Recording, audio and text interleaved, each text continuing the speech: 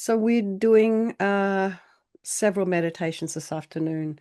What we've done this morning is we just did some meditation. We did some motivation, the benefit of considering the lineage of your teachers and the teachings. We looked at a meditation on the dissolution at death time, and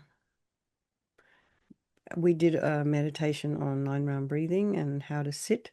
So this is where we're at. This will be next meditation. We'll start the meditations on emptiness. So everyone's nicely primed now, if they didn't watch Netflix in between. God. Anyway, we will do is the first meditation I was just is going to be a bit of a head. It's not like it's a tongue twister for the brain. So I'm going to go through it fairly slowly. Um, if you feel happy with it, go ahead. If you feel frustrated with it, just try and relax your mind. It's like it's almost like looking at things backwards, upside down, and inside out. That's kind of my feeling when I was reading it. I was like, oh, okay. Anyway, so I just wanted to give you the heads up about that. After we've done that meditation, I think I'll just see where we're at. We'll either do another one or we'll have a bio break of about 5 minutes and then we'll complete.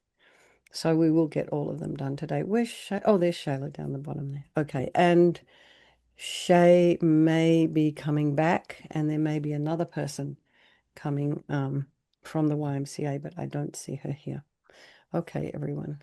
So let's just settle back into a nice, comfortable seated posture and welcome Hillary again. Did someone else just arrive? No. Okay.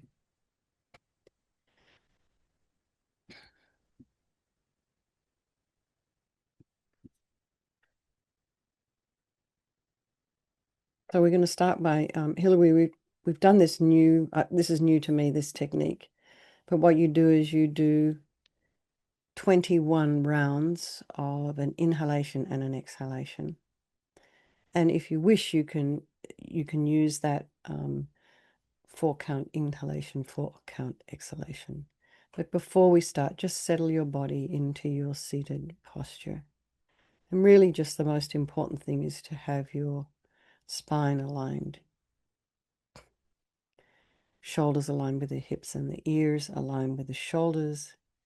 And just imagine your spine is a beautiful string of pearls of light stretching from the base all the way up through the crown of the head and beyond, just lengthening your spine.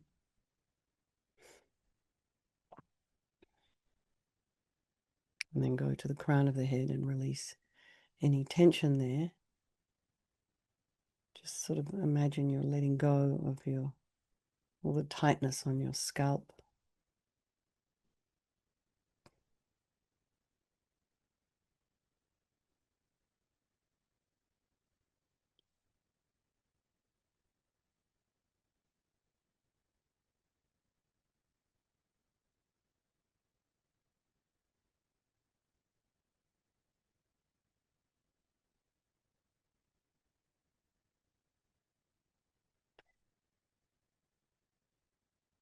And then see if you can feel some sensation at the crown of the head, maybe tingling or pressure. Maybe you're so finely tuned you can even feel the hair growing. Some people might. When I shave my head completely, I do feel it growing back. It's very curious. So now relax the forehead and the eyebrows, the eyes, the back of the eyes, your nose. Just release any tension around your mouth, the jaw, back of the tongue, the head. Just lengthen your neck, allowing your shoulders and shoulder blades just to drop down. Relax your throat, relax your chest and your belly and all of your limbs.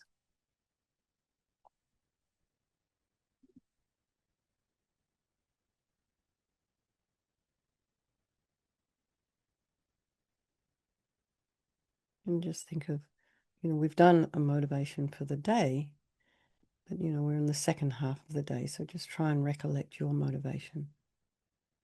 Everyone may have a different one. It's a general motivation, is that, to do these practices, these meditations, so we can, increase our wisdom, decrease our ignorance,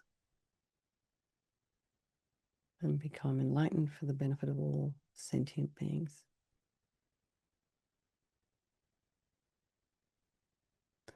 So we'll start by just counting each in-breath and each out-breath as one. You can count it on your mala, and we'll do 21 in-breaths and out-breaths. Focusing on the breath, the sensations of the breath around the nostrils or the abdomen.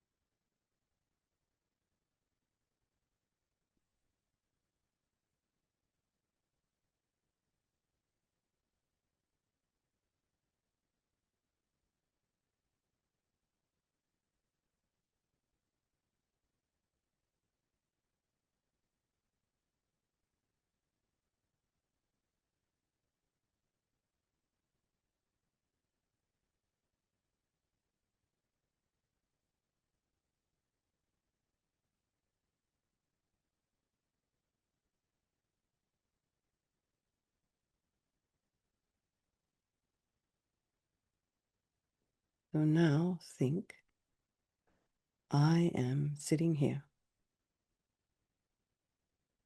Each of us can think that.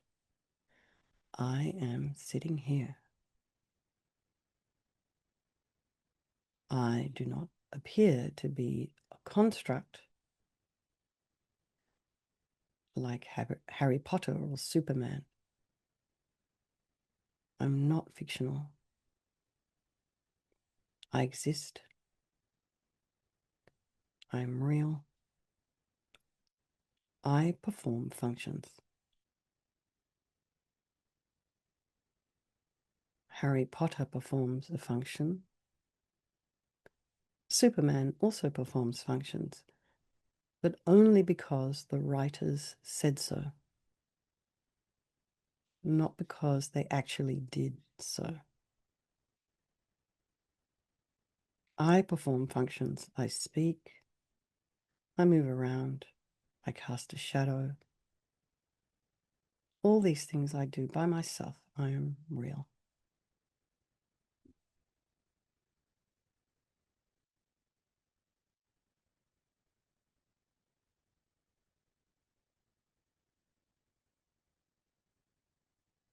Which body is sitting here?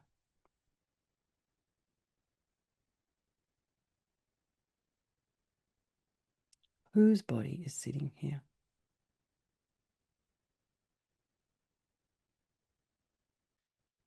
Is it your body that is sitting here when you think, I am sitting here?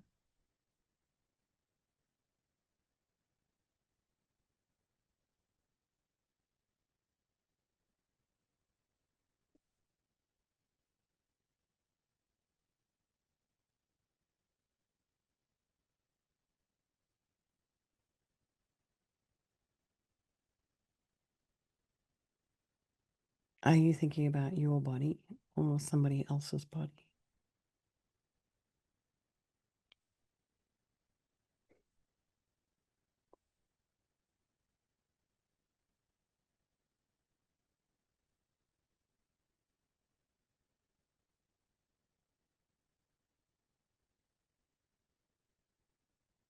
usually when we think I'm sitting here,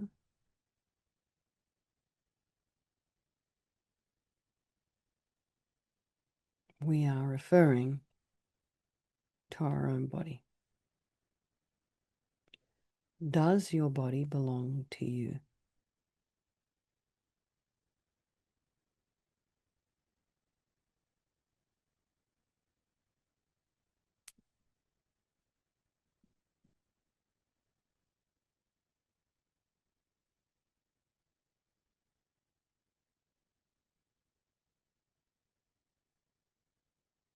Why not?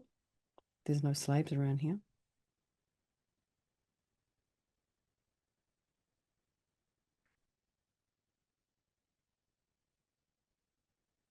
It's your body. So think about this. Is it your body that's doing the sitting, or are you doing the sitting, or are they identical?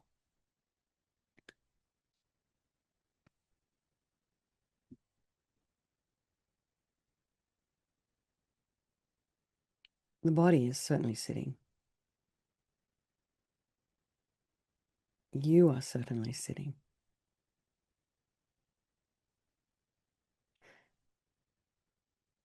Are there two sittings that are taking place, or one sitting taking place?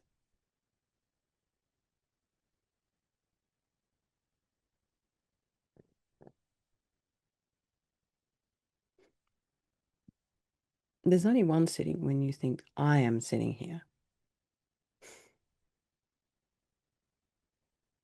And even though the body is also sitting, it doesn't mean that there are two sittings. There is still only one sitting.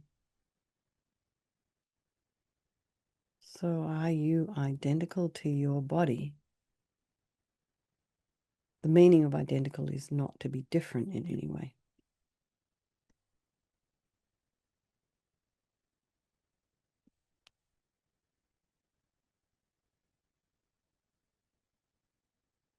Are you just your body?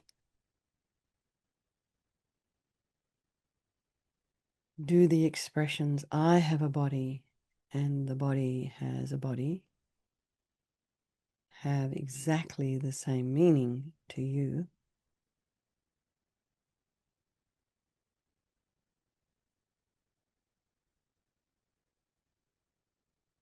Maybe they don't, because you think of yourself differently from the way you think of your body. And yet there is still only one sitting taking place, not two.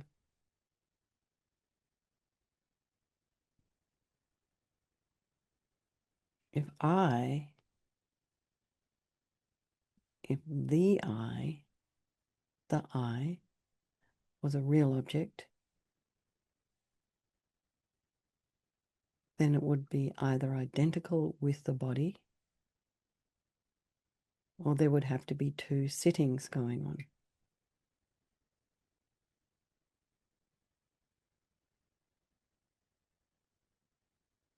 Perhaps there is a third possibility, that the body is not sitting. Think of it. I am sitting, but the body is not sitting. Then you are really independent from your body. If that's the case, why do you bother sitting?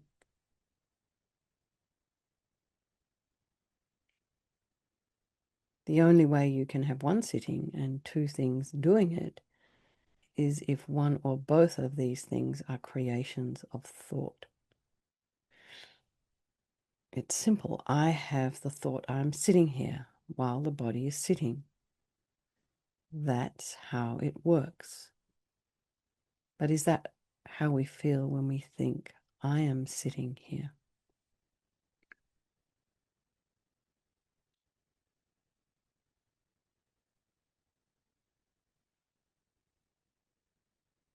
Doesn't it feel a bit more than that?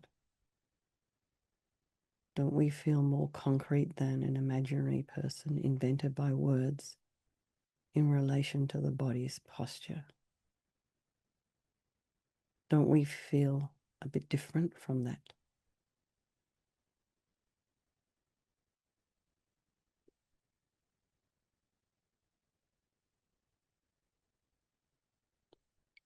I'm not the sound I. I'm not even the thought I. The thought I does not have to sit after all. But when the sitting posture of the body and the thought I am sitting appear mixed or associated, we have an indisputable activity being done by a person called I or me. When analyzed, if you take the sound I by itself, that's not me. Nor is the thought of I me. The body is not me either. Put all these components aside and there is no me. There is no I whatsoever.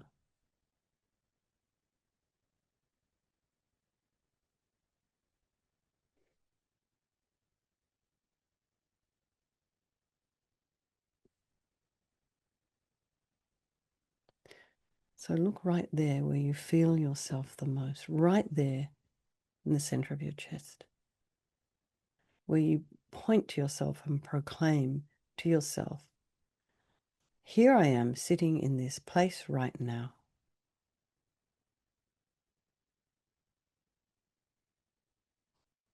How quickly this fantasy is dismissed like a bubble popping when you consider how different the part of your chest that's being touched by your pointed finger or hand is from who or what you think you are.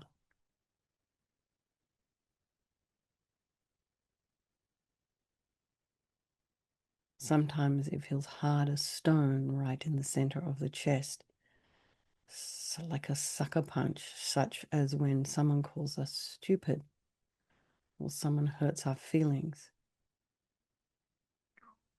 That sensation, however, does not require a solid object to be felt. If we believe in something strongly enough, like when we're meditating, if we follow a story,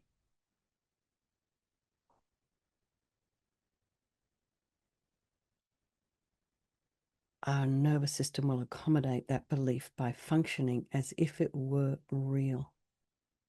It's like when you watch a movie, someone's about to be murdered or some scary ghost is popping out of somewhere and you can see it's all about to happen, but it's a complete script. It's a total fantasy. But our muscles, our body responds as if it's really happening. Even a mime exhibits all the physical strain as if the imaginary boulder that's being carried is real. So like you watch somebody doing a mime of carrying a big boulder. Sometimes you can feel that if you watch someone miming something, like, stepping up steps.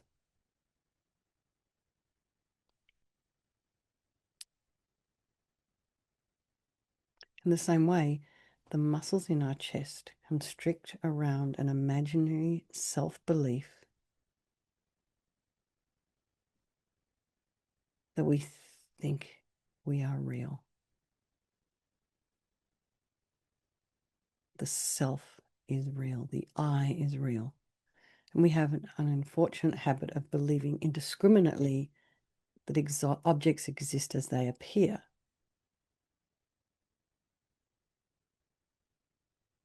However, our mind is capable of generating appearances without any objective fact.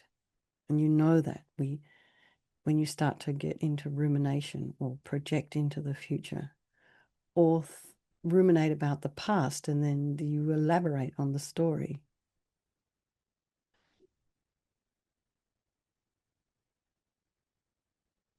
People believe in the existence of unicorns, dragons, and other fantastic creatures only because they're described with words and drawings in books. Although we can imagine such things, doesn't mean that they're real.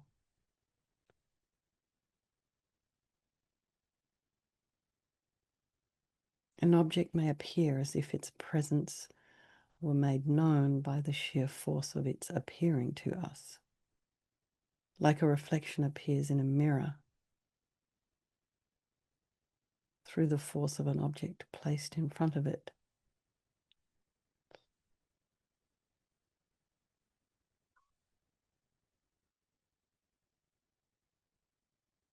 However, an object may appear through subjective causes rather than objective causes.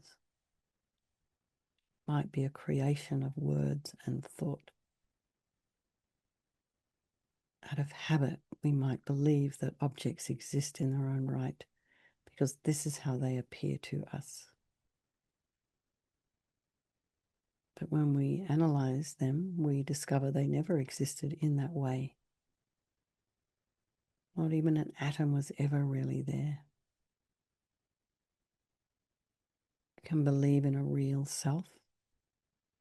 You can give it a name, the name you were born with.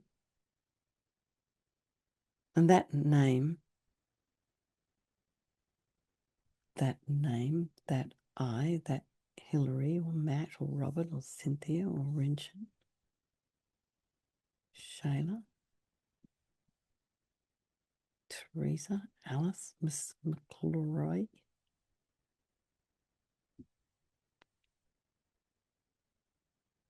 That was the name you were given.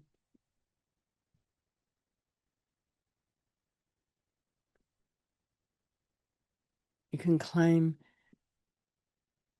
this real self is the agent of all sorts of activity and provide it with a history, but it was never, ever really there. So this is a mind twister. We're just like, what? Of course I was there. But let's just go back to IKEA. If you have ever had the experience of having an IKEA product delivered to your door, it does not come in the form of a fully put together cabinet, light even, this, and this even, whatever object you purchased, comes in a box. So you buy a cabinet. I have my altar came from IKEA.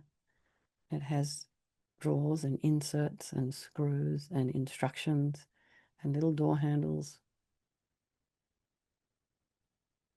I had to get my old next door neighbor to put this together for me. And then it became a cabinet. But it wasn't a cabinet when it left the store. It was a potential cabinet. And with some of those bits and pieces missing, I wouldn't have been able to put it together as a cabinet.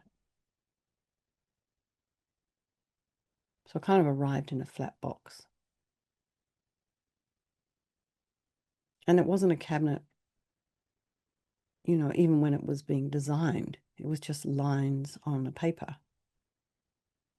And then somebody worked out, how do we put all of this together? So there would have been an engineer of sorts who would have said, well, we need this many screws here. We need these kinds of hinges. We need this material to make this kind of handles. And it would be really nice to make it this size, the cupboard's this big, and put a few drawers here. Oh, and let's give people an opportunity to decide whether they want drawers or big doors and an insert to make a little cubby hole. And let's give people the option to have a door on that insert and big hole or not.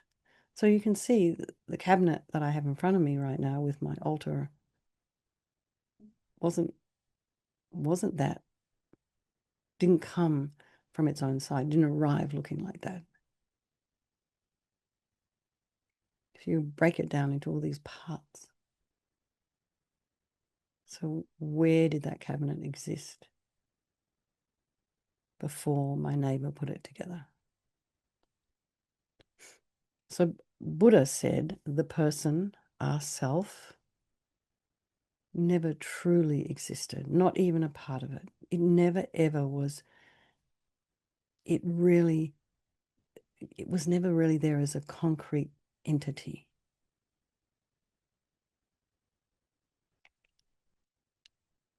As a creation of thought and speech, it has nominal existence established by conventions, according to arbitrary but accepted rules of language. As such, it is there. It has all kinds of qualities. It even performs functions that are conceptually attributed to it. But that self, that me, never appeared to you or anyone else through the force of its own existence.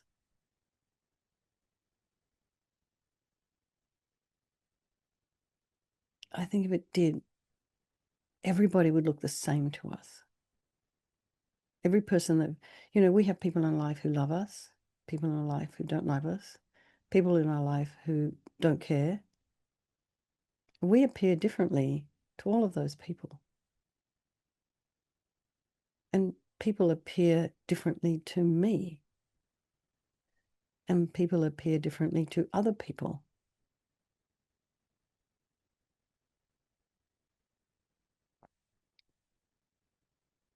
So when we appear, that appearance does not arise in the mirror of our mind through the force of a person in front of it. It appears by means of words and thought, like a fictional character, such as Harry Potter or Superman. Our mind is a magician that makes fantasy appear as reality. It's kind of scary. And you may have seen, maybe have a friend. They can never stop talking about their spouse. They think they're the best thing since sliced bread. And you look at that person, you're like, what on earth do you see in them? Another person may not like another person. They tell you about all their bad qualities, but you think that person is your best friend. You love that person. And you can see that this person who's complaining about them doesn't see them the same way you do. They have a fantasy going on in their head.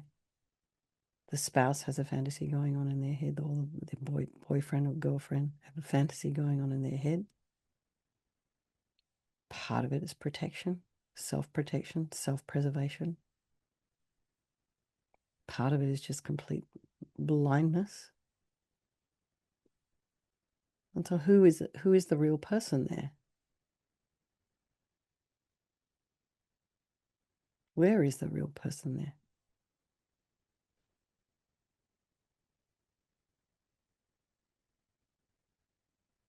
So let all of that settle for a moment. And even if any of us here didn't quite understand all of that, what I find these meditations do is they kind of loosen the knot, the grasp on this kind of concrete way we think about the world. And it just helps you to think, oh, maybe there might be a different way of thinking about this, about myself, about other people, about my situation.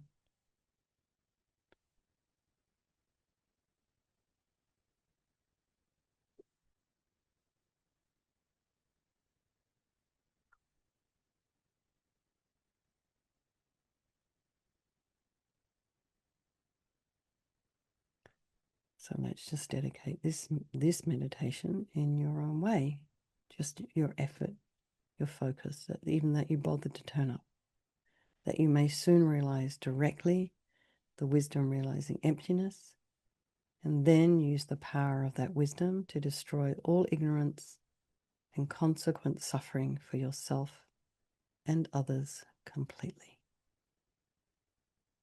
Just relax.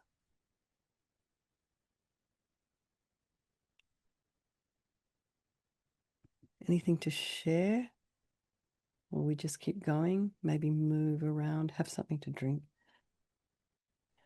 I don't actually, I think it's best don't talk. Just try and stay with that meditation as because it'll make more sense when we move to the next one. Okay, Omaha.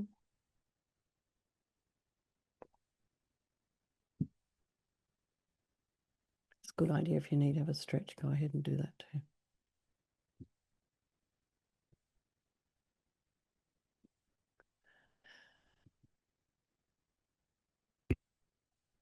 So this is the meditation on the 4-point analysis applied to the person. So those of you who've done the module 12, you will know, you will have studied this. And you probably would have done a meditation on it as well. So just settle back and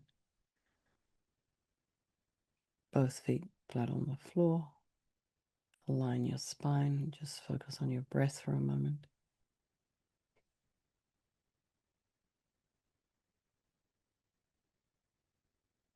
This is very much in. We're doing a lot of analytical meditation here. The 4 points with respect to the person are: 1, identifying the person as it is misconceived by ignorance.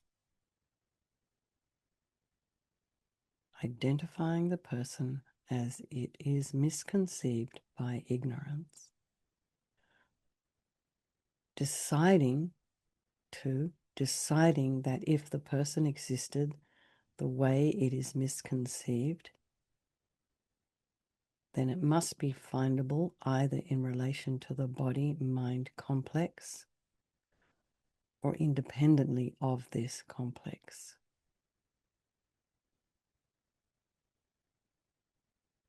Deciding that if the person existed the way it is misconceived, then it must be findable either in relation to the body-mind complex or independently of this complex.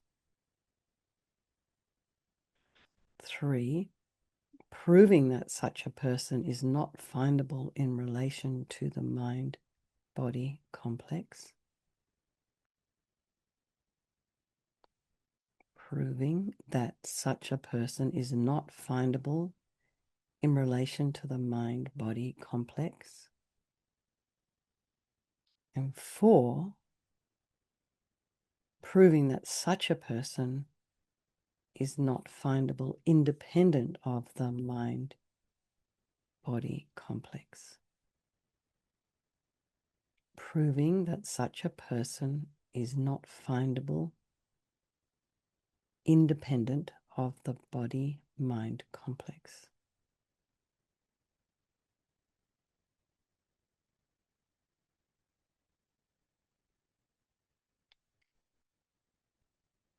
So the suggestion now is to count the 21 breaths. So in breath and out breath, 21 times.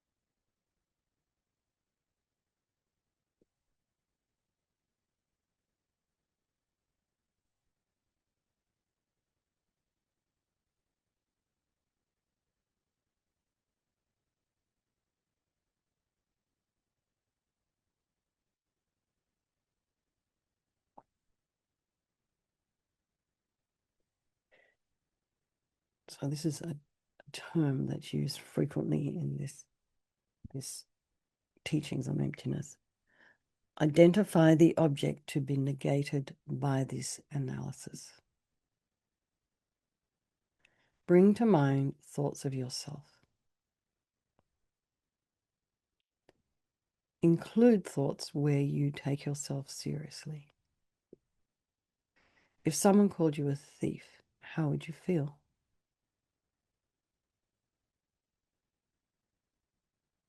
If someone called you stupid, would you feel like an empty construct?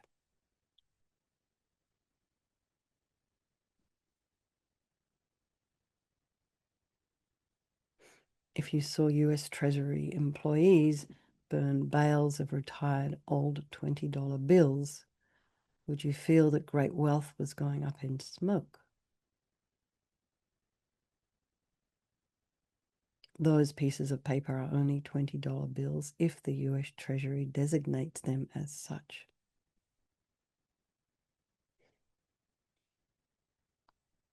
Likewise, we are merely designated by thought.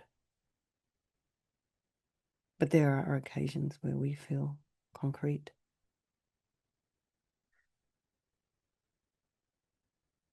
Try to imagine or remember an experience like that, where someone insulted you. It's usually the best time the I arises. I did not, or accuses you. I did not. Why are you being so mean? I'm hurt. And this is not to say we shouldn't have emotion.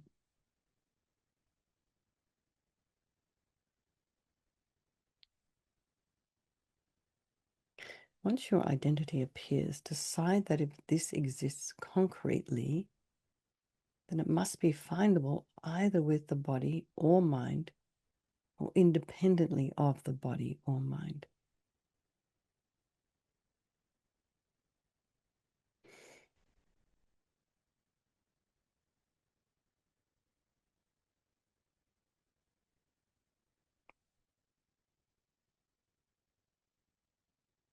So analyze your body. Is it the body? Is the I your body? If not, check if it is a part of your body. So check from your top of your head down to your toes. So check the head, the arms, the torso, all the organs, all the tiny cells, all the legs and feet and fingers. Am I the same as this in every way?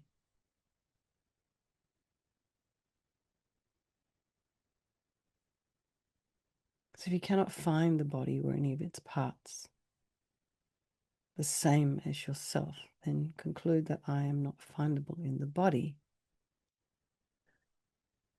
So one of the things that Venerable Sangye Kadra and Venerable Rabina mention in their meditation on emptiness is if the body is any of those parts of, if the I is any of those parts in the body, then what would happen if, you lost an arm or something in an accident? Does that mean you lost the I as well?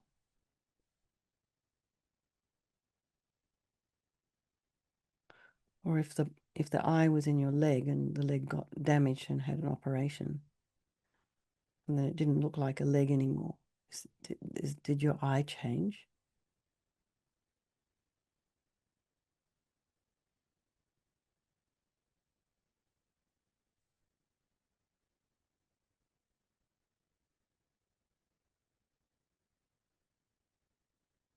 Now analyze your mind. Question: am I identical with my mind? Am I identical with a part of my mind?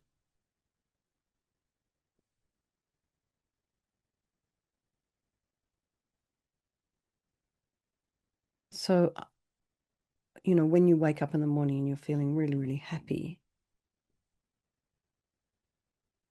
And then by the afternoon, you're feeling really, really sad. And is your happy state of mind the I, or is your sad state of mind the I? And then what happens to the I? If your I is the happy state of mind, what happens to your I when you become sad in the afternoon? Did it disappear?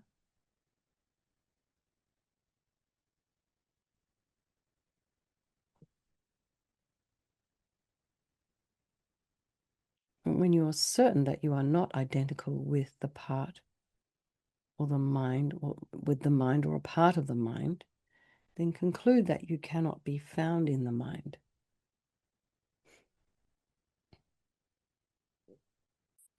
Now think about whether you are identical with the combination of your body and mind. Use examples to look for differences. For example, you can, touch yourself by placing your finger on your arm.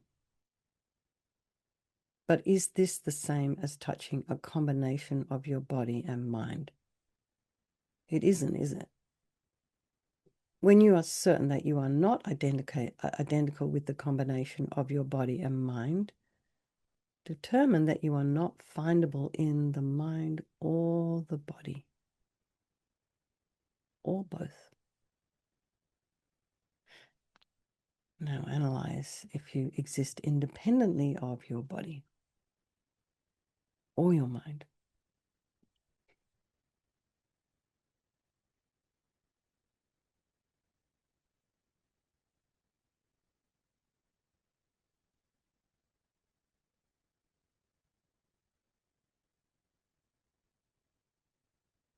Imagine removing all your attributes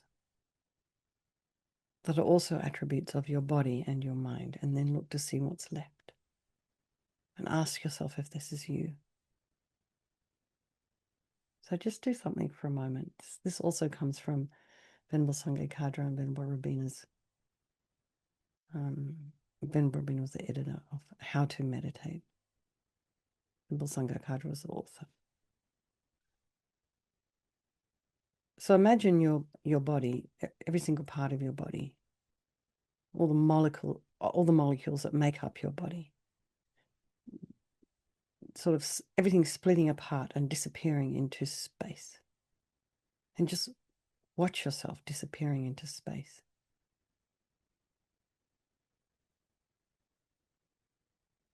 Everything falling, breaking apart, disappearing into space. And then your mind. All the thoughts, all the feelings, all the sensations, everything, every part of your mind becomes 1,000,001,000,000,000,000 different thoughts and feelings, breaks apart, disappears into space.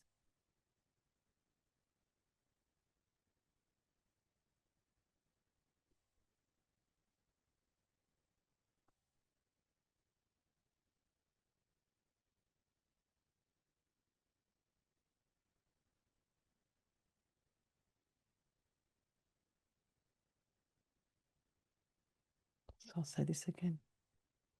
Analyze if you exist independently of your body or mind. Remove all your attributes, the attributes of your body and your mind, and then see what's left. Ask yourself if this is you.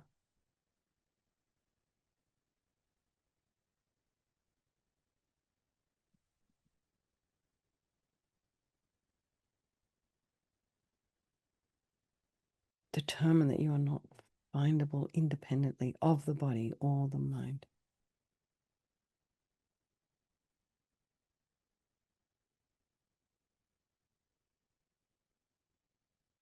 Through this analysis, you may notice a discovery that what you expected to be there is not there.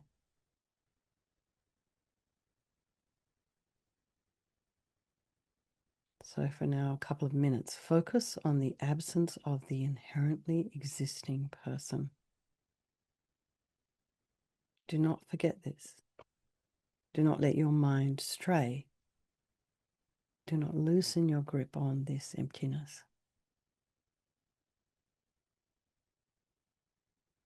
Hold it as long as you can. When you lose it, just try to recall it by the power of your memory.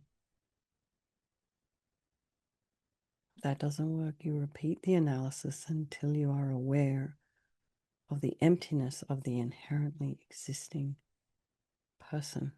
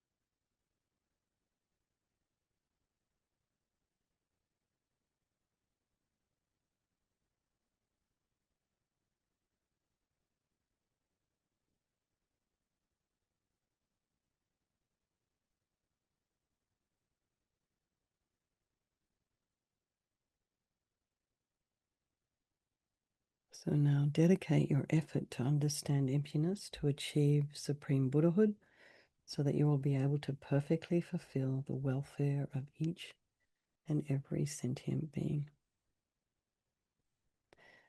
So we're going to take a 5-minute break, bio break or just water break. And so be mindful of yourself as a mere construct and just compare this with how you normally appear. Especially apply this when you're confronted with strong emotions. So there's a note here that if you experience fear during these meditations that you might not exist, don't worry. That's actually a good sign. That means you're kind of scratching the surface or touching the concept that clings to your existence as if it was inherently the case.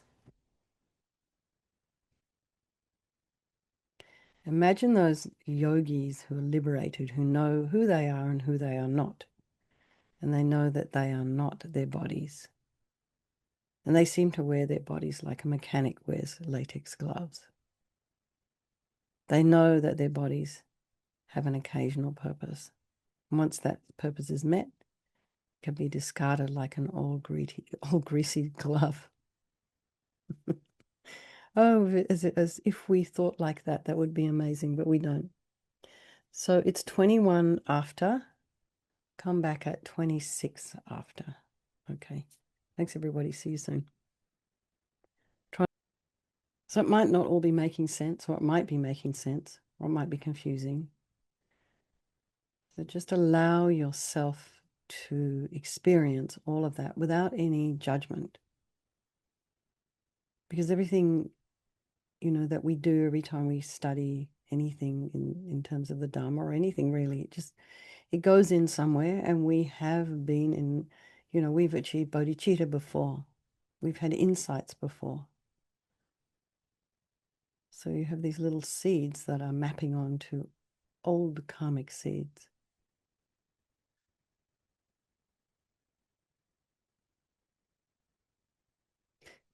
So this next meditation is similar to the 4-point analysis we did just then. And so this time, the meditation, we will analyze the personal pronouns we use to identify ourselves, like I and me, they, them.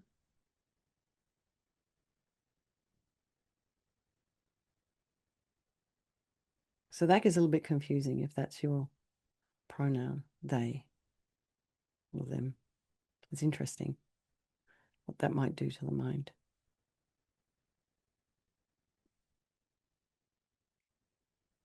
So if you do these meditations again, the suggestion is to spend a significant time on the various points that were mentioned. In the meditation, we're supposed to feel it deeply and experience the analysis. So not just it being an intellectual exercise or kind of a game. So we try and take it deeper than just the intellect. So we'll do our 21 breaths. We're going to do 3 shorter meditations now. Actually, just do 7 breaths. Focusing on the air flowing in and out of the nostril.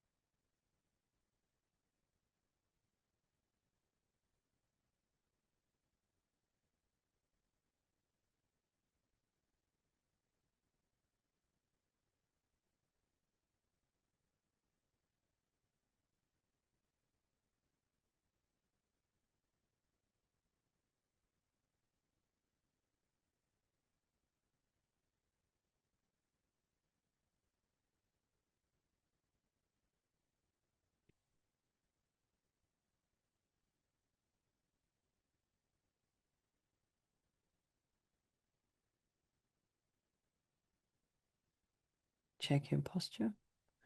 Align your spine. Just relax the face and the body.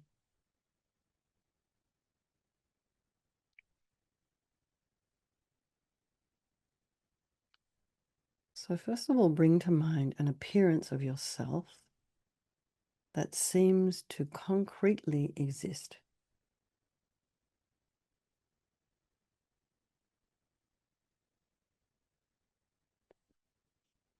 So do this by thinking of yourself, who you are, what you want out of life, and how you are going about getting it. What progress do you think you're making?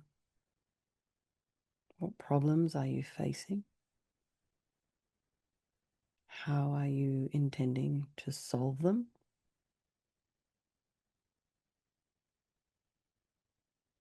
And so the suggestion here is to encourage ourselves to use terms like me and I, and to feel your presence.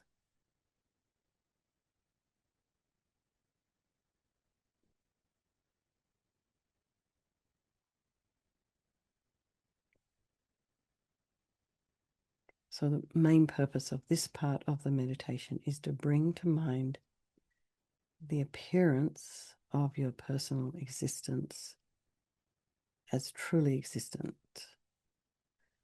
So try not to get carried away with thinking about the topics themselves. Focus on how I relates to these topics.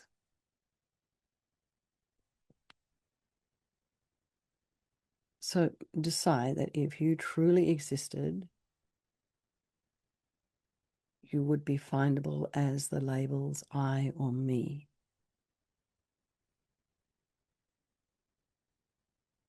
Or you would exist independently of these labels.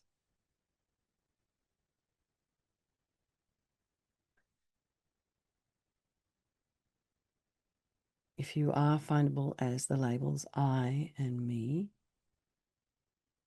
you could not truly exist as you are one thing, while these are 2 different labels.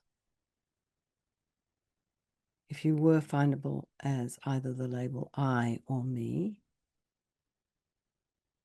would not truly exist as you are a person. And these labels are pronouns. Also, if you were the label I or me, you could not truly exist, as these labels do not truly exist. They do not truly exist, as they are dependent arisings. They are dependent arisings, as they are products of their causes. As pronouns, they are sounds that form part of a language. So what about the pronoun they?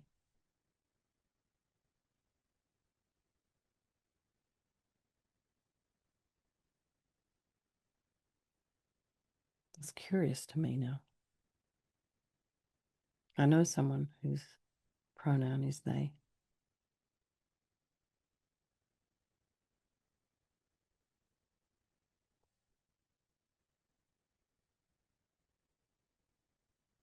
The sound I is a product of air exhaled from your lungs, vocal cords, and different positions of your mouth that include your tongue and lips. The sound I requires several movements of your mouth, as does the sound me. These movements require contractions of muscles in your face. As these words are dependently arisen, they do not exist in their own right.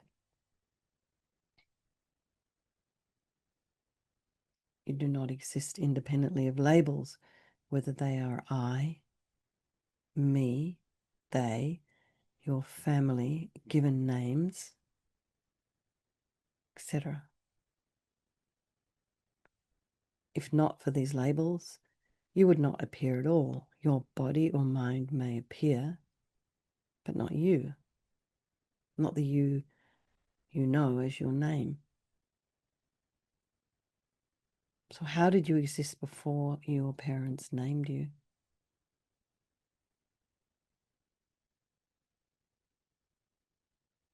Shayla or Catherine or Matt didn't appear until our parents named us, so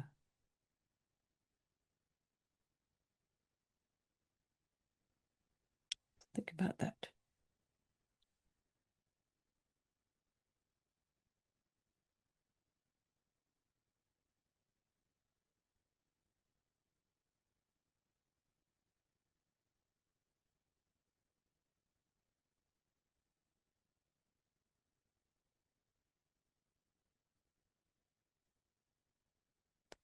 Determine that I do not truly exist, as my existence depends on labels that are not me, and these are dependent arisings as well.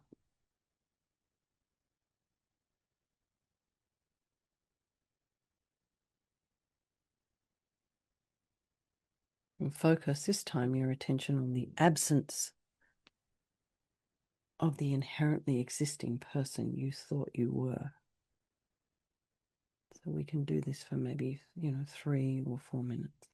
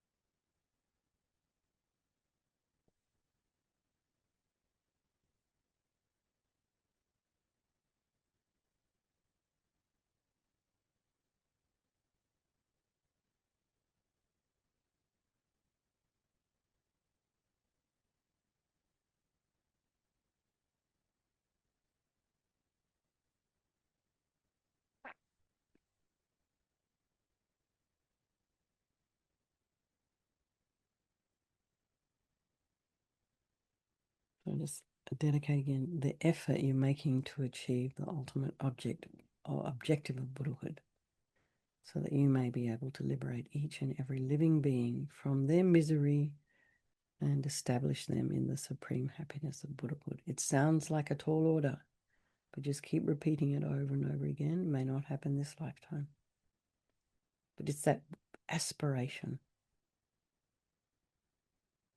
And, you know, His Holiness used to say, if you want to be selfish, be wisely selfish.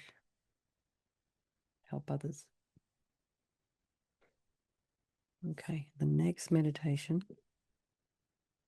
So I want to allow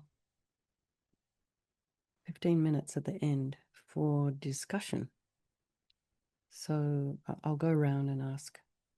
I don't want you to start thinking of things now. Stay with the meditation, and then we'll open up the room for 15 minutes. So there's the next meditation. If you need to have a wriggle or a glass of water or something, just do that now. Just take a break, a little break.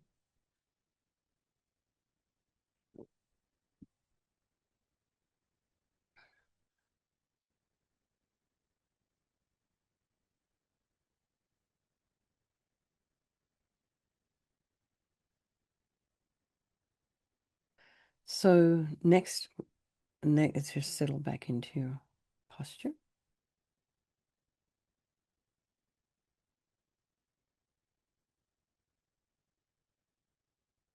This one is fun. This is a little intellectual, this one.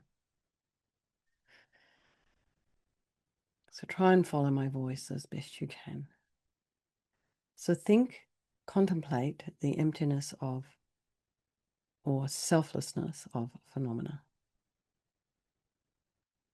And we've already meditated on the selflessness of persons, which is the type of selflessness that we should first become acquainted with. And then we need to expand our understanding of selflessness by recognizing that everything is selfless. And the self here meaning inherent of true existence. Nagarjuna said in his book, The Precious Garland, that if we only understand the selflessness of person, but not the selflessness of phenomena, we will not have an antidote to attachment to phenomena, as that attachment arises from the belief that things inherently exist. Also, he said that the belief in the inherently existing person rising from the belief in the inherently existing body and mind. Some philosophers taught the selflessness of person, but asserted the true existence of phenomena like atoms, moments of awareness, production, and so forth. Other philosophers presented both types of selflessness, but identified the self-negated and the proof of selflessness of the person differently from the self of phenomena.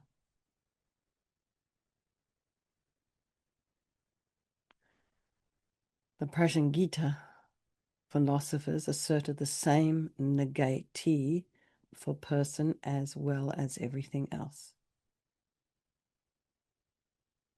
They say the only difference between the selflessness of persons and the selflessness of phenomena is the basis that is selfless, namely the person on the one hand and everything else on the other. Here the meditation is following the Prajnaghita, Prajnagika position. Although the negati identified in this position is subtle, its negation leaves no room for any attachment. It also provides a very efficient way to meditate on both selflessness, as you can use your understanding of the selflessness of persons to understand the selflessness of everything else.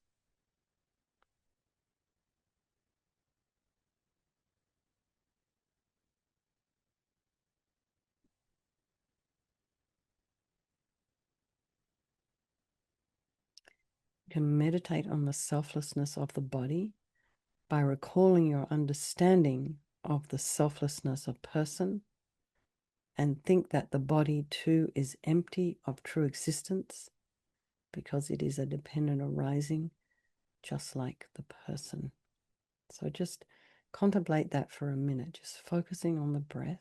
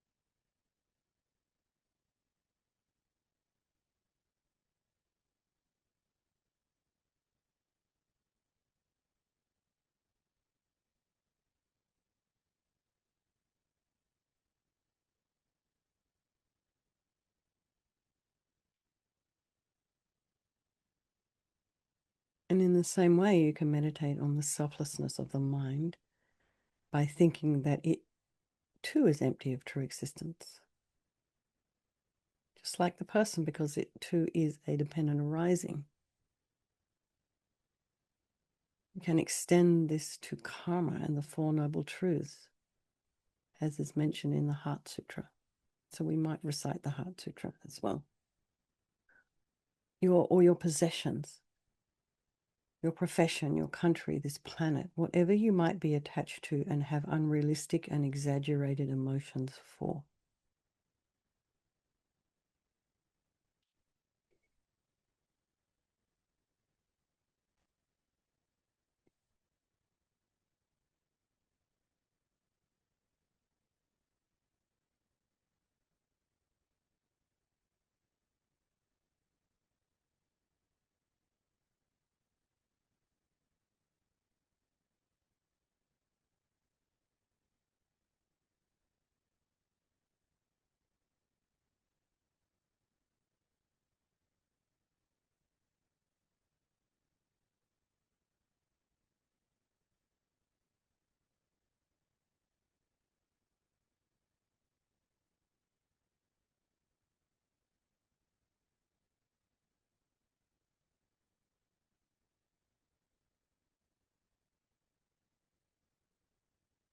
And maybe, in this meditation on equanimity, the friend, the enemy, and the stranger, they talk about this, how these relationships are interchangeable due to this idea of impermanence.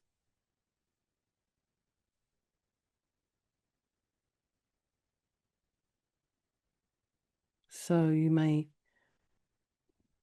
have a stranger in your life, didn't know them from a lamppost, no idea. You may have passed them in the street, and then somehow the karma ripens and you meet and they become your best friend.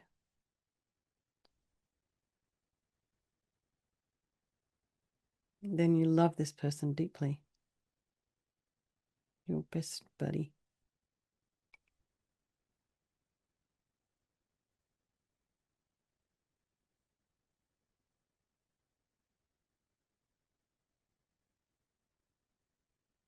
So due to impermanence, they went from being a stranger to being your best friend. They might become a stranger again. They might also become a person you don't like.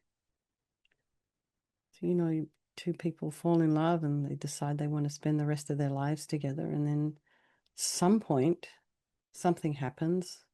Somehow their minds change and they decide they want a divorce.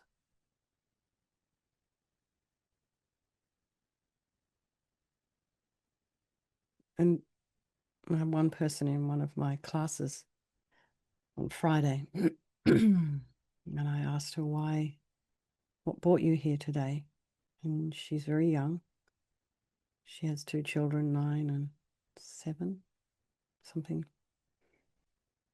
And she said, my husband's been having an emotional affair. I didn't know what that was. She said he was writing love poems to a woman. And now they're getting a divorce. So she had a plan for her life, her family, her children. It was very, she trusted in this plan. She thought it was moving forward. And then she discovered these poems. It's completely thrown her. She's in shock.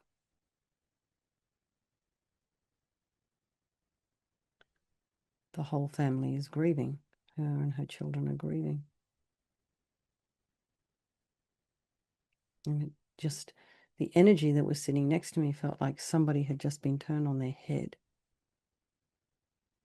So when we're attached, of course there's love involved, but when we're attached and we're responsible for a family and we have this idea about how things need to move forward, and then all of a sudden it changes, sometimes we can't adjust because we're still holding on to this idea that we had earlier, but it's now changed. So the more we can meditate on emptiness and appreciate impermanence and appreciate dependent arising, we will be less freaked out when things change in a way that we don't like.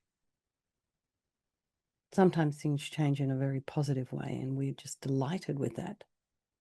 And then we become attached to that. And then when it doesn't move forward as we thought or as we wanted or as we wished, it's very difficult.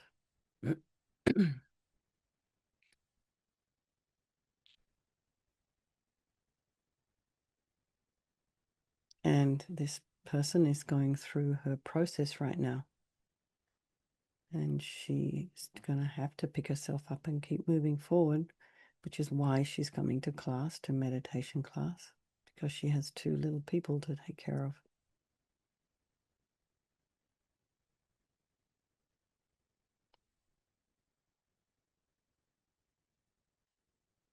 All the people in the so-called safe and secure countries in the Middle East, like Dubai, Qatar, United Emirates. Maybe that's Dubai.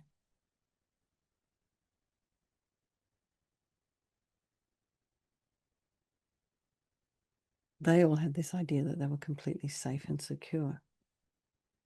And they do have, those missiles that can intercept bombs and stuff.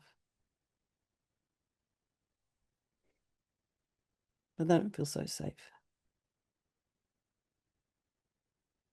How could you? Things changed. And they'll change back again. But this idea of the way their countries exist have now changed.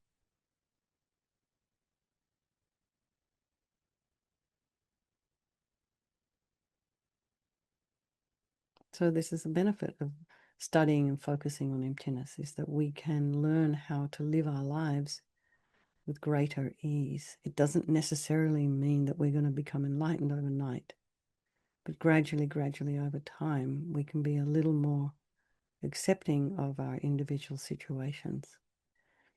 And it's not that we give up and become passive. It's just there's a sense of an ease We don't suffer so much when things change.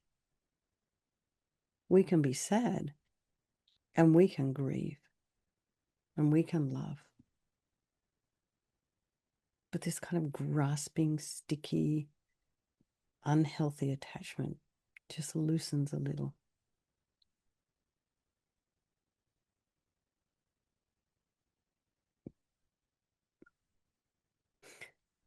So there's a number of different books that you can read on emptiness. They're listed in your course. And these books can advance your understanding of emptiness. And for those of you who are on the East Coast, or maybe anyone, just look at the Garrison Center. There is Kadrala, or she's now known as Kandra Rinpoche's, teaching a whole weekend on analytical meditation around emptiness. So studying all these books, listening to these teachers is really, really an excellent way to meditate on emptiness, because they present reasons to prove emptiness, provide ways to appreciate the reasons, the logic.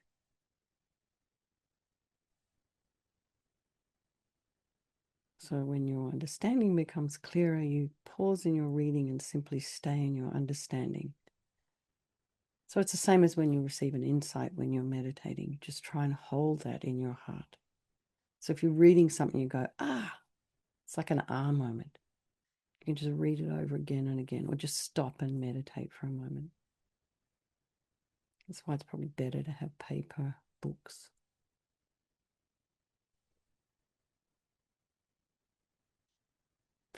So here's the thought. When you complete your meditation session, remember that whatever appears to you is like a rainbow.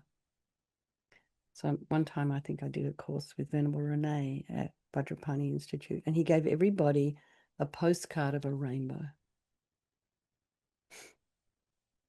to remind us. Or, the magician. He conjures up. The cards disappear, the money disappears and reappears. And all these things appear as if they're concrete and abide in their own essence. And they're just the appearance of interdependent origination.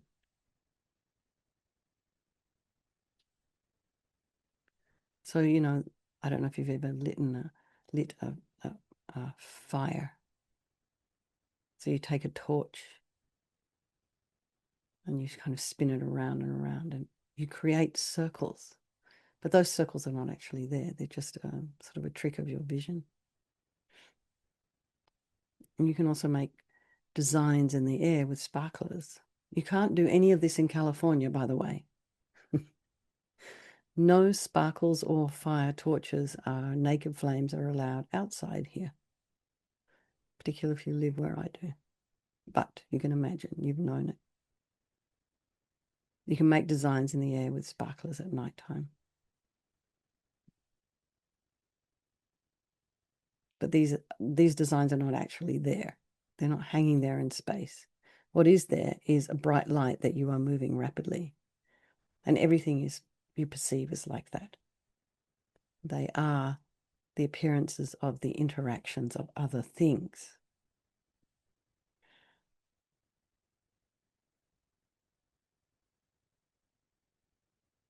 And we differentiate these different appearances and can conceive of them differently because we give them names and descriptions, and different names and different descriptions. But these appearances never achieve this status of being the thing that exists in its own right. So that circle that you make with a fire, naked flame, you can also do this with a candle. There's not a circle there. That circle doesn't exist of its own right. You created that. It's an illusion.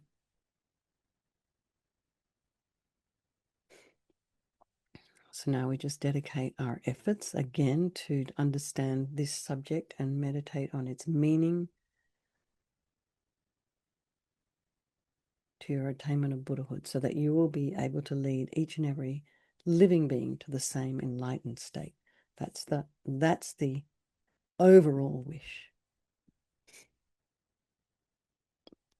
But you can also wish just to loosen ever so slightly my concrete hold on things. And then you'll find, on just on a simple, practical, emotional, therapeutic level, your jealousy, your anger, your grasping, your wanting something, your feeling dissatisfied will gradually loosen. And it's not that you don't care about it anymore. It's not that you're being passive or you've just given up. It's just somehow, because you've realized it's not real, it's past trauma, it's trauma from another life coming through. And you can just kind of relax around it a little bit more. It's not going to be the end of the world. It's an expression we use in Australia. It's not the end of the world. But I didn't put the potato peel in the bin, the right recycling bin.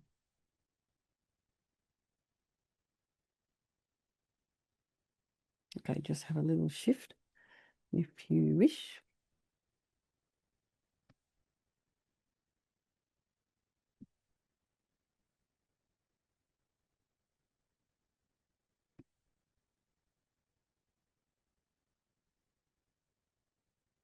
So our last meditation will be 13 minutes.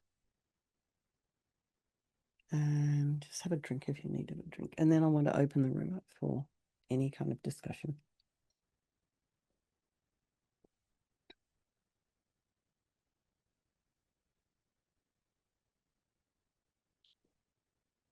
This is the final meditation here in this series, and it is called an awareness of emptiness. So again, we'll count our 21 breaths.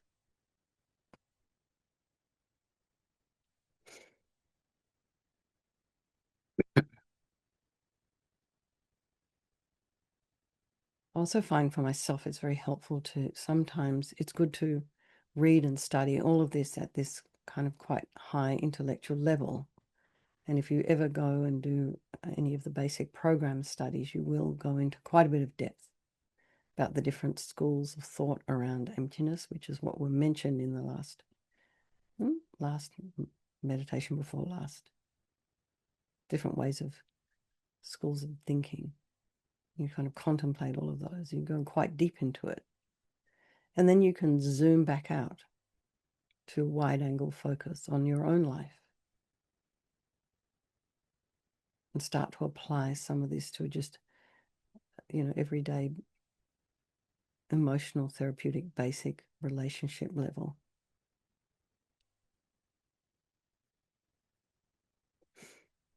So 21 breaths, breathing in and breathing out through the nostrils.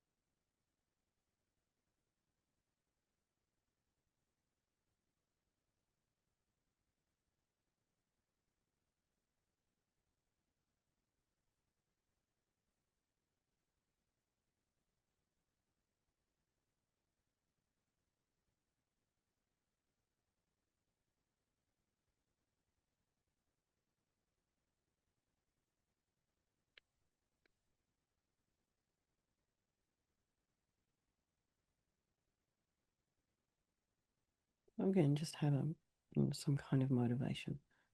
Why, what you're doing this.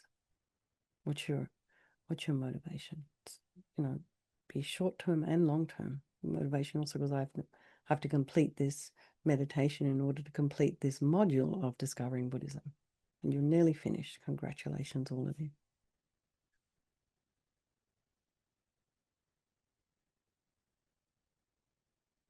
And then the bigger, more altruistic purpose. So I can learn and study and become more aware, more self-aware, so I can be a benefit to others.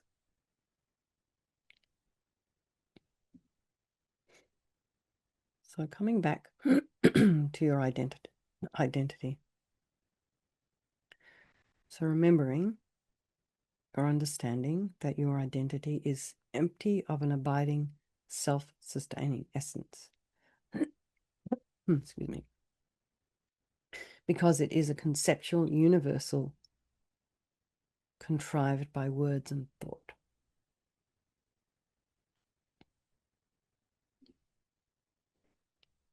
In addition to this, recognize that everything you can think of is equally empty for the same reason.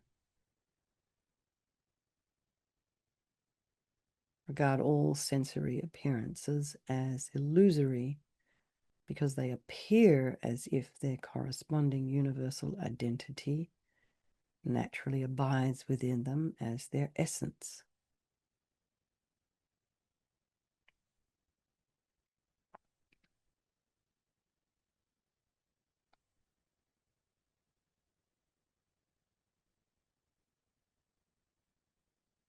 Now, for a moment, we'll practice witnessing all appearances, whatever they may be, without holding them as objective facts.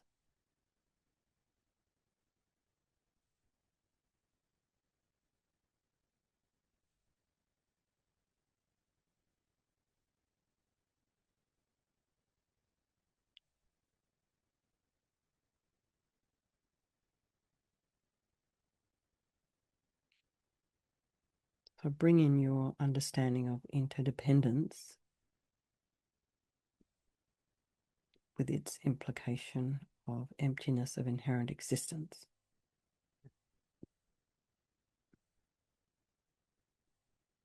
Also use your understanding of momentary impermanence to help you let go of objects or situations, as these are in a constant state of change, as is our body.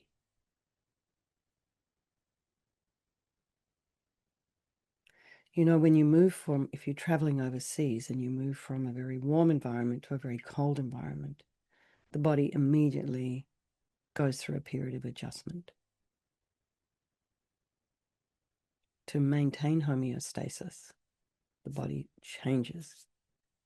Whether we eat, what we drink, we go out in the sun, we get hot,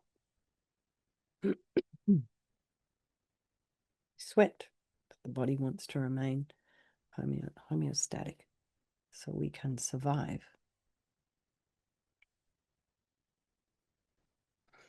Things are impermanent. We know it from our very heart and soul. We know people die, people grow old, people get sick, people win the lottery, people lose everything they've won in the lottery.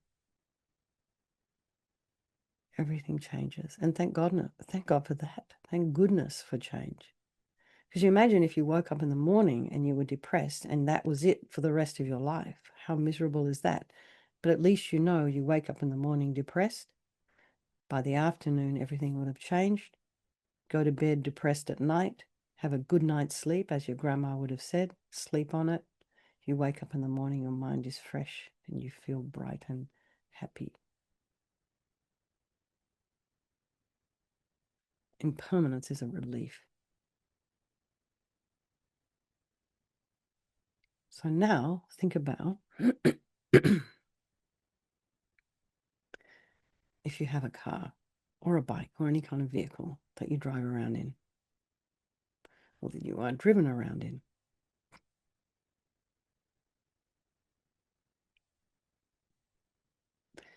Now, this car, is it inherently a car?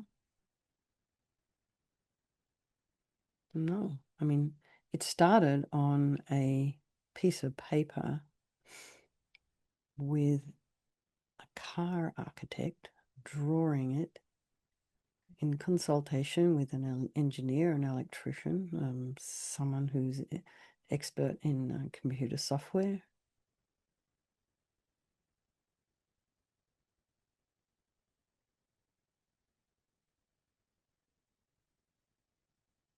And then someone drew a shape of a car.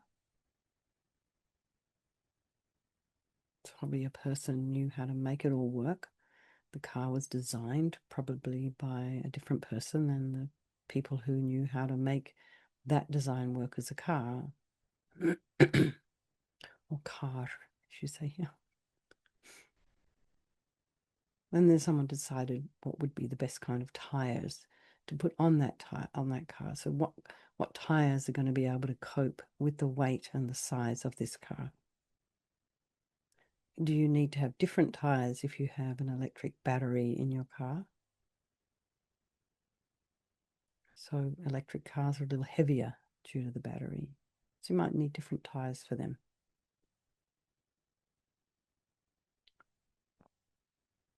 And then all these bits and pieces that are in the car that make it work. And then it has to be put together in a factory. So there's probably another factory that makes all the parts that go inside the car.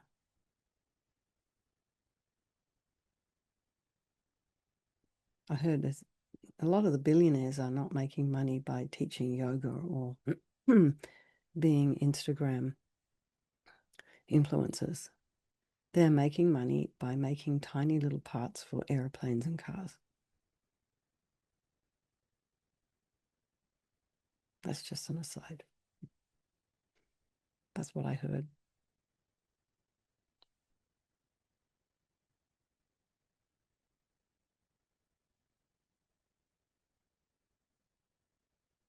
So maintain intensive awareness of the very essence of things, including your identity, your mind, and the objects of your appearance, your experience.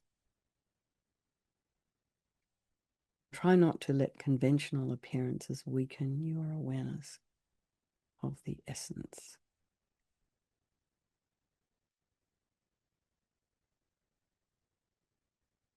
So the suggestion here is to do this meditation. We'll do it for a couple more minutes.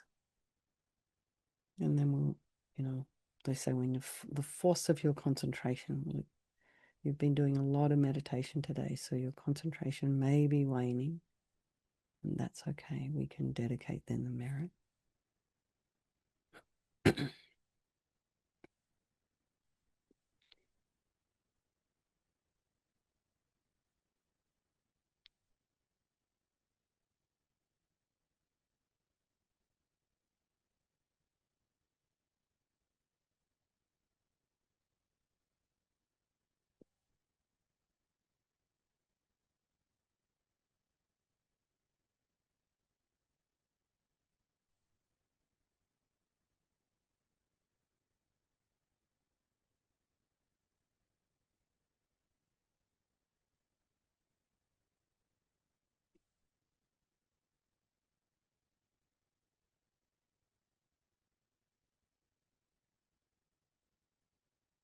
Well, let's just dedicate the merit of listening, thinking, and meditating on emptiness for the welfare of all living beings.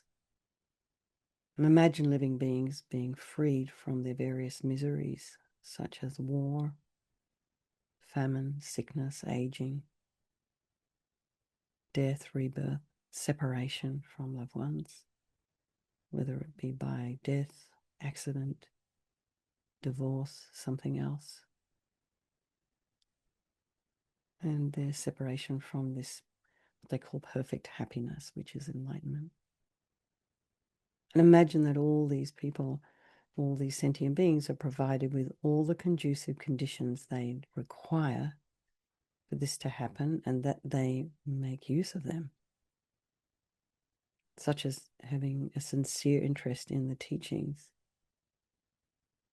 curiosity, the spirit of inquiry, honesty, perseverance, ethics, leisure, time, meeting virtuous friends, and all other requisites for study and practice. I think how wonderful that would be. And wish that for yourself as well. All right, everyone, we're at 12:16.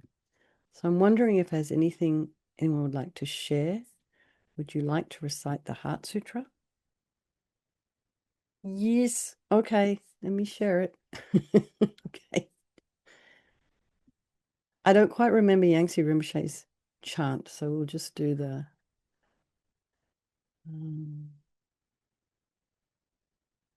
where's the sidebar? One second, let me just find this.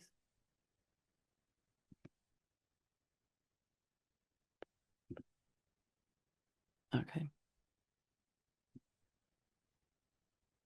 So this was very kindly put together by Venerable Rabina Corton, and she has written here what each sentence means. So okay, you can read it as I'm going through.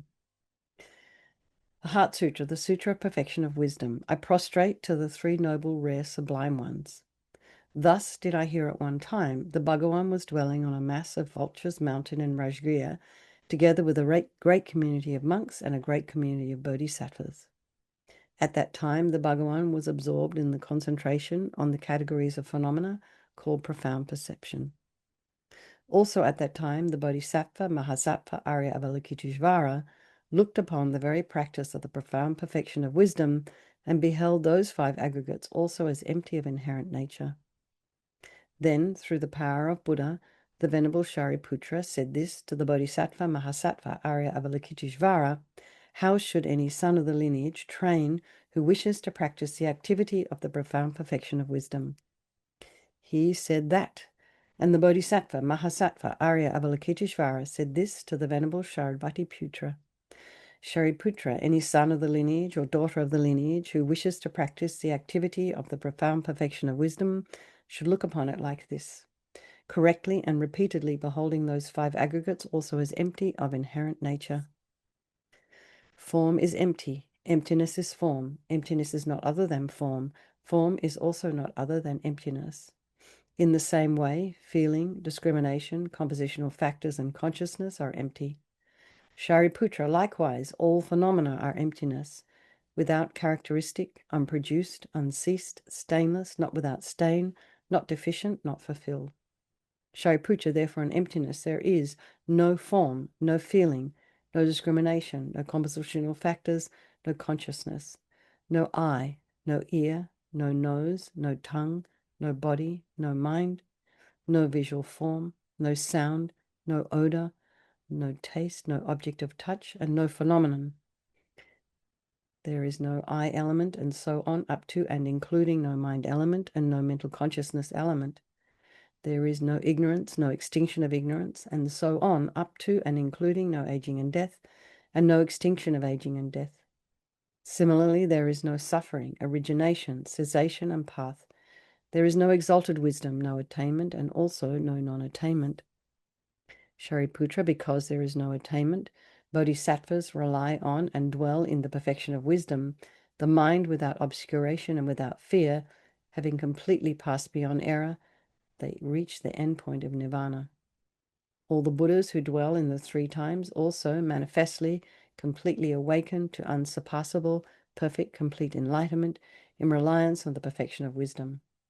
Therefore, the mantra of the perfection of wisdom, the mantra of great knowledge, the unsurpassed mantra, the mantra equal to the unequaled, the mantra that thoroughly pacifies all suffering, should be known as truth, since it is not false.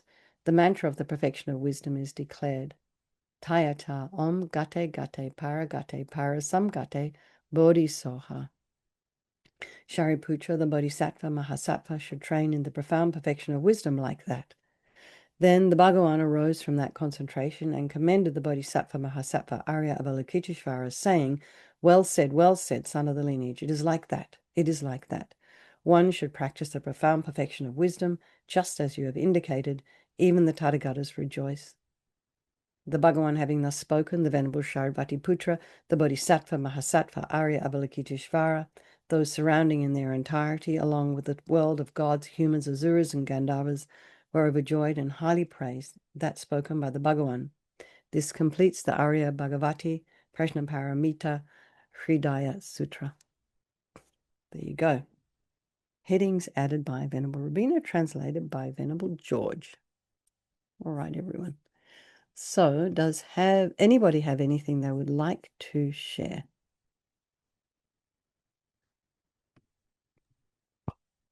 Well, Yes, I'll Hillary. just throw in, as we did this, sometimes it seems, well, I guess this is so obvious, but, when you're meditating, you can get into that sense of everything disintegrating and not being what you think it is. And then you go back to your normal life and everything reappears and trying to, gradually live with both realities, especially since we live in a society that most people aren't Buddhist. So I get a constant feedback of this is real and, in the sense that we normally think of it. And anyway, uh,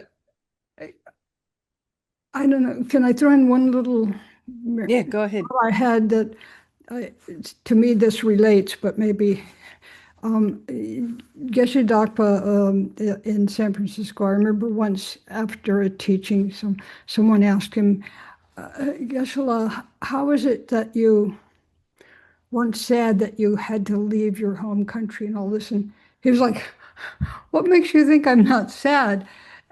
And yet, and yet he can smile and be happy about his life. And I've seen this with all the teachers.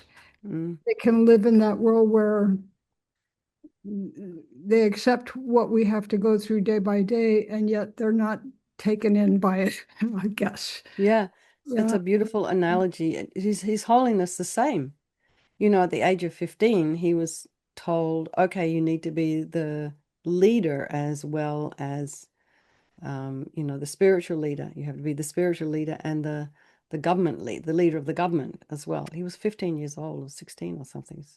And then he had to leave his country knowing that there was thousands of his people being killed, left behind. I mean that yet they come out and he's smiling and joking and they make jokes and they laugh. It's very, very interesting how they have also seems to be a very different attitude to grief and sadness and loss that we do. That generation that had to leave Tibet, I think they're quite hardy.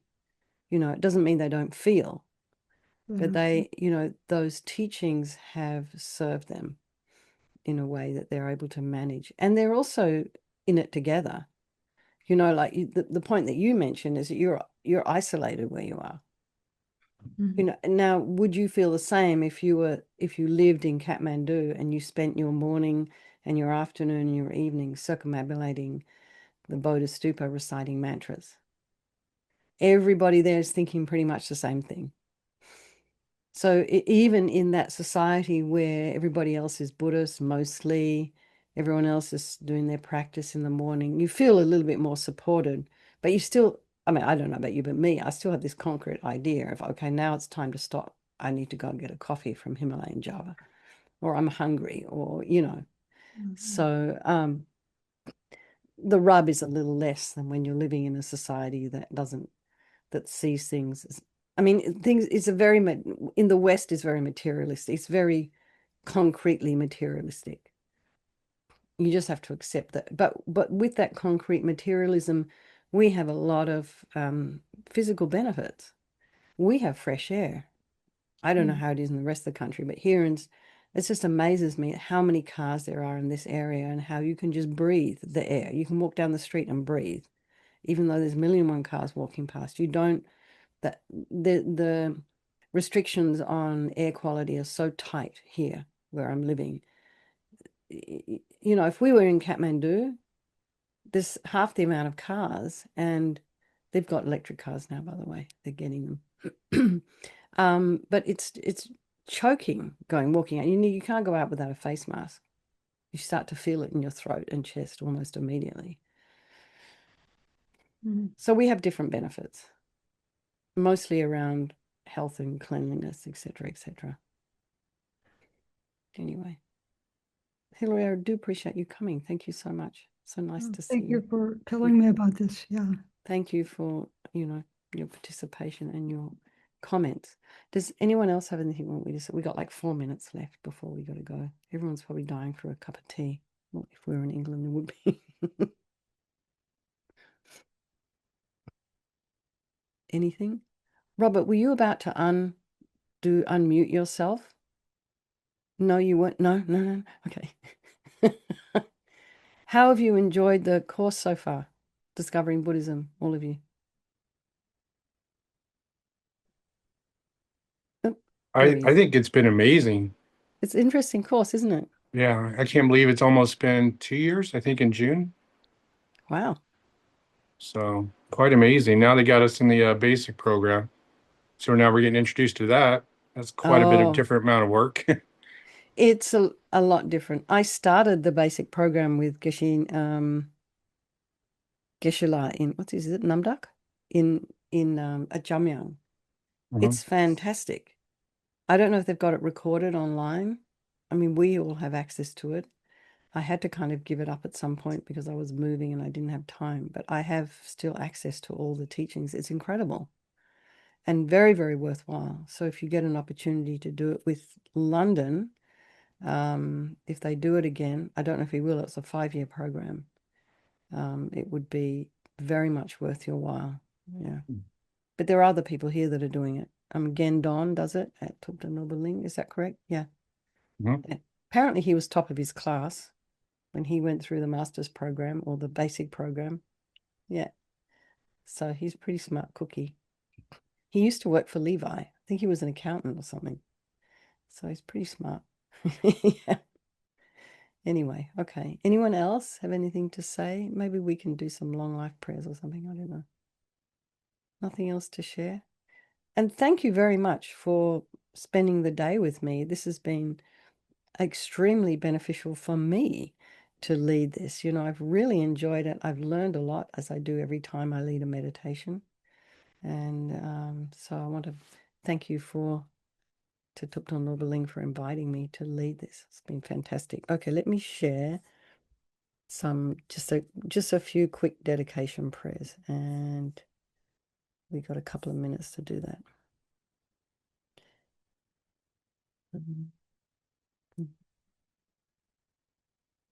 I somehow love this text. We started using it at the very beginning when Rinpoche wanted some prayers done for, just creating peace in the world.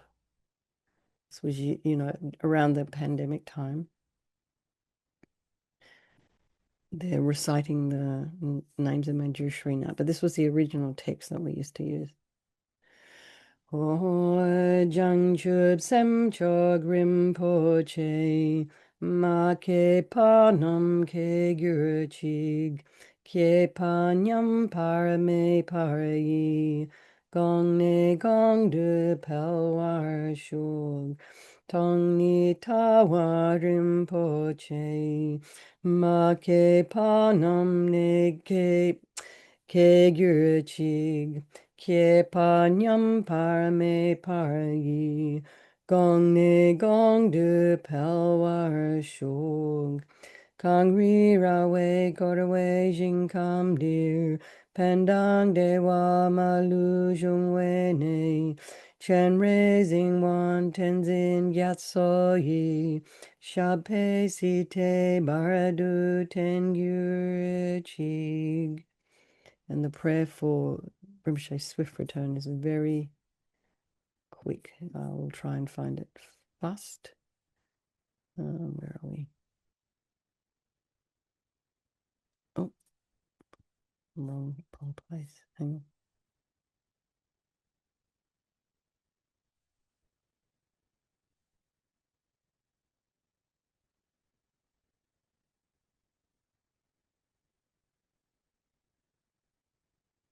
Just get this one. Oh, you will.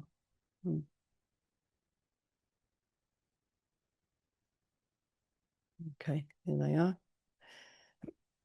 Peerless teacher and assembly of children of the victorious ones, Shravakas and Pratikya Buddhas, victorious Losang, father and sons, together with your lineage, all the objects of refuge of the infinite lands, please bestow the virtue and goodness to accomplish this prayer. In holding and spreading the Muni's precious and complete teachings, through explanation and practice, you wore the armor of patience, and that is never discouraged. Incomparable Venerable Guru, to you I make this request. Sole gateway through which all benefit and happiness emerge, while striving exclusively for the welfare of the victorious ones, teaching and mother living beings, you suddenly departed to peace. At this I lost hope. Nevertheless, through the undeceiving truth of the blessings of the ocean of the three jewels and the great waves of the mind generation of the children of the victorious ones, may the smile of a new reincarnation swiftly beam in glory for fortunate disciples. All right, everybody. Lots of love. Thank you so much. Just relax. Have a wonderful rest of your day, and I look forward to seeing some of you on Monday. Okay. And tomorrow there's a puja for Lou, right? For those of you who knew him.